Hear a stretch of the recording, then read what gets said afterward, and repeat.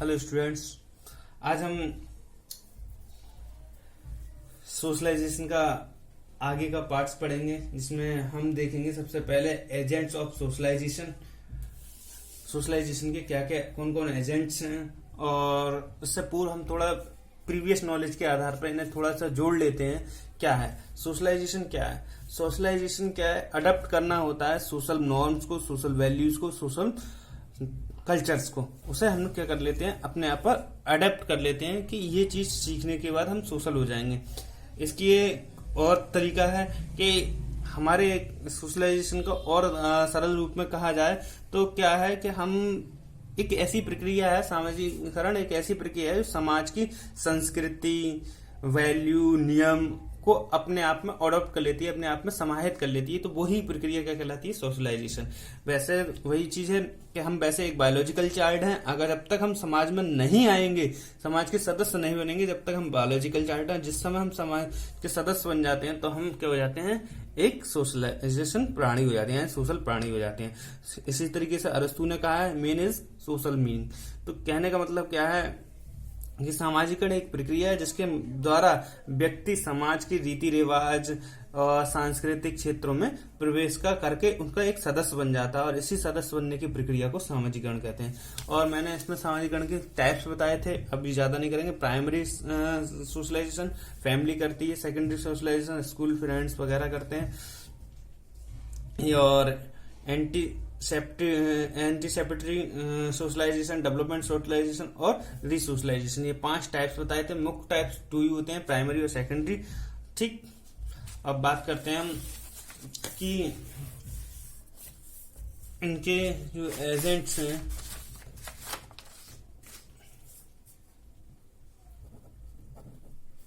Agents of socialisation. भाई जो agents हैं, यानी कि जो सोशलाइजेशन का काम करवाते हैं, हमसे सोशल बनाते हैं, वो कौन कौन हैं? ये मुख्य रूप से आपके 4 माने जाते हैं। वैसे बहुत सारी चीज हो सकती हैं हमारे, मुख्य रूप से आपको मुख्य जो एजेंट्स हैं वो हम बता रहे हैं 4 होते हैं। सबसे पहला कौन होता है? फैमिली, परिवार। परिवार वो एजेंट है जो आपको प्राथमिक सदस्य बनाता है समाज का। कैसे? भाई सबसे पहले हम सामाजिक होने के लिए हम अपने परिवार से घुल मिल जाते हैं, तभी हम सामाजिक बनते हैं। पापा से कैसे व्यवहार करना है, मम्मी से कैसे व्यवहार करना है, बहन से कैसा व्यवहार करना है, तो ये सारी चीजें आपको, या भाई से कैसा व्यवहार करना है, ये सारी चीजें फैमिली सिखाती है। उनकी क्या वैल्यू है, किसे क्या कहेंगे। फिर आ जाता है हमारा दूसरा और सबसे important peer group. Peer group जो हमारे सामान्य साथी होते हैं, हमारे समकक्ष साथी होते हैं, हमारे जो फ्रेंडशिप सर्कल ग्रुप होता है, वो चाहे आपके नेबर का हो, नहीं मतलब पड़ोसी का ग्रुप हो, वो आपके जीवन में सबसे बड़ा सोशलाइजेशन का कार्य करता है। वो किस तरीके से रह रहा है, वो कैसा है, कहने का मतलब ये है कि आपका पीयर जो एनवायरमेंट है वो आप पर सोशलाइजेशन का मुख्य प्रभाव डालता है।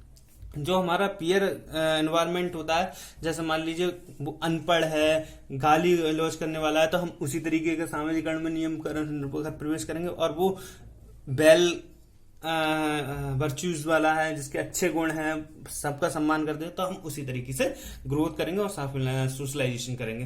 तो इसका मुख्य रोल होता है। थर्ड, आपको स्कूल, मैंने कहा है समाज का लघु रूप स्कूल है, तो स्कूल भी आपको सोशलाइजेशन का सबसे ज्यादा इंपोर्टेंट करता है, जिसमें से मुख्य एजेंट के रूप में काम करता है टीचर।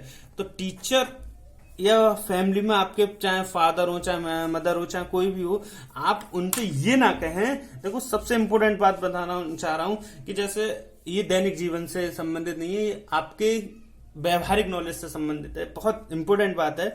जैसे हम कहते हैं कि अपने बच्चों से कहते हैं, चाहे टीचर हो, चाहे स्टूडेंट्स हो, या फिर फादर हो, तो वो क्या कहते हैं अपने बच्चों से कि बेटा ऐसा मत करो।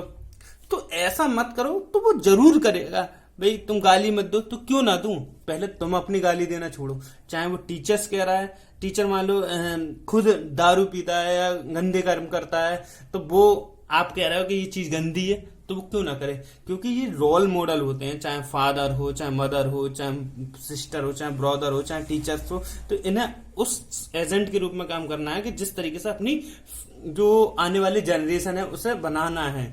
ये नहीं है कि किसी से कह रहे हो तुम ये गलत कार्य मत करो, खुद गलत कार्य कर रहे हो, तो वो नहीं, उस तरीके का सोशलाइजेशन नहीं हो पाएगा, तो आइडल बनना ही पड़ेगा। और सबसे इम्पोर्टेंट चीज आज के जीवन में मीडिया का बहुत बड़ा रोल है आपके सोशलाइजेशन में। जैसे मीडिया से संबंधित आपके कुछ भी हो सकता है, चाहे आपकी सोशल मीडिया हो, चाहे आपका न्यूज चैनल हो, चाहे आपका यूट्यूब चैनल हो, या आपका मतलब कहा जाए सास बहू का सीरियल वगैरह हो, या कोई सा भी सीरियल हो जो आप, या फिल्म हो जो आपको देखना आती है। देखो फिल्म जो होती है वो समाज का दर्पण होती है, तो इस बात का बहुत ज्यादा ध्यान रखा जाएगा। तो मीडिया का भी बहुत बड़ा प्रभाव पड़ता है। अब मान लीजिए आप न्यूज सुनना पसंद करते हैं, तो न्यूज चैनल भी दो तरीके की आजकल है, दो तरीके का मीडिया बन गया है न्यूज चैनल के। एक एंटी मतलब भड़काऊ तरीके से अपने न्यूज़ों को प्रस्तुत करता है, ऐसा नहीं है, ऐसा करना चाहिए। तो हमें केवल न्यूज को न्यूज की तरह सुनना चाहिए, ना कि एक भड़काऊ के तरीके से किसी को। तो हाँ, इस मीडिया का रोल बन गया है कि हमारे जो समाजीकरण है वो किस तरीके से कर रहा है, हम लोगों को किस तरीके से बर्बाद कर रहा है। तो मीडिया का जो रोल है बहुत गंदा हो चुका है।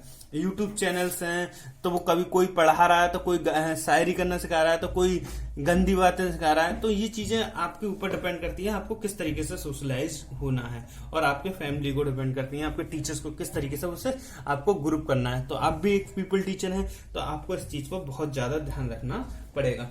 मैं दो चीज और बता दूं आपको मीडिया के से संबंधित। जो मीडिया होती है वो दो तरीके से आपको वो करती है, कहा जाए डिपेंड करती है। एक एक्टिव एजेंट के रूप में और एक पैसिव एजेंट के रूप में।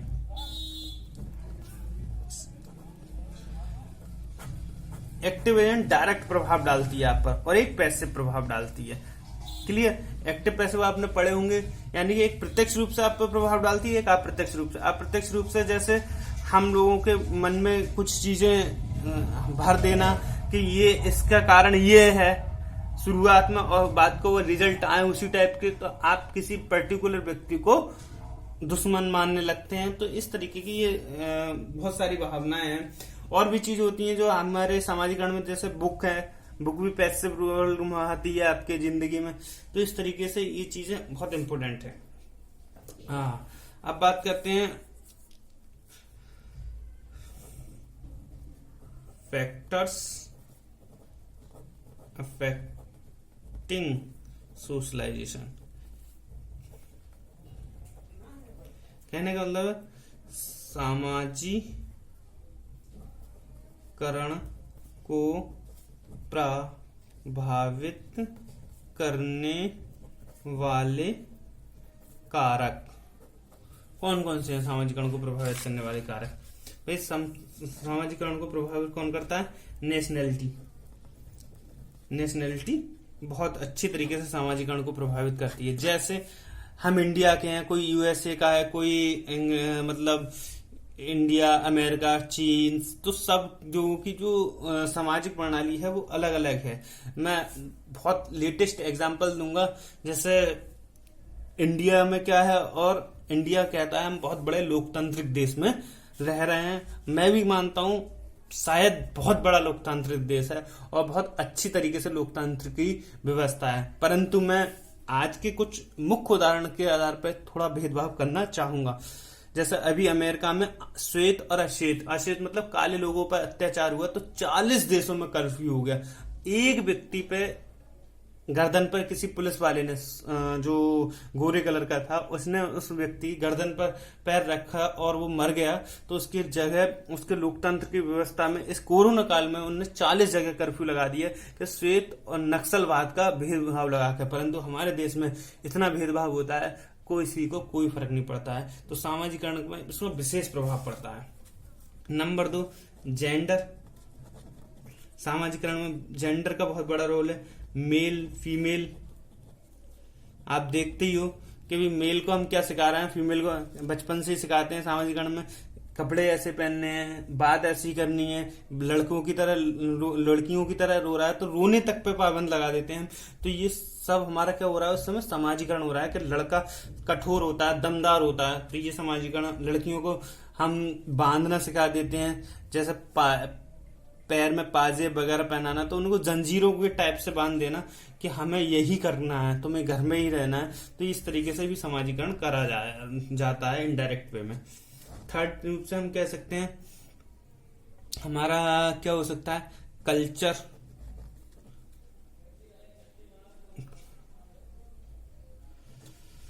कल्चर हो सकता है, कल्चर संस्कृति क्या है, उससे हमारा समाजीकरण प्रभाव है। लैंग्वेज से भी हमारा, भाई हम इंडिया में ही रह रहे हैं तो मान लीजिए हम हरियाणा में जाएं तो वहां की बोली अलग है, वहां के प्रभाव, रहन सहन अलग है, वहां पर खान पान अलग है। तो इस तरीके की बातें हो जाती हैं। तो ये चीजें मुक्ति हम देख लेते हैं।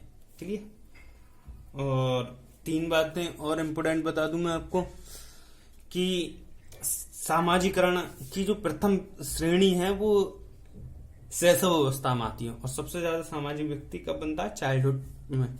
और सबसे तेज सामाजिकरण की व्यवस्था होती है वो एडोलेसेंस में होती है। ठीक, थैंक यू वेरी मच।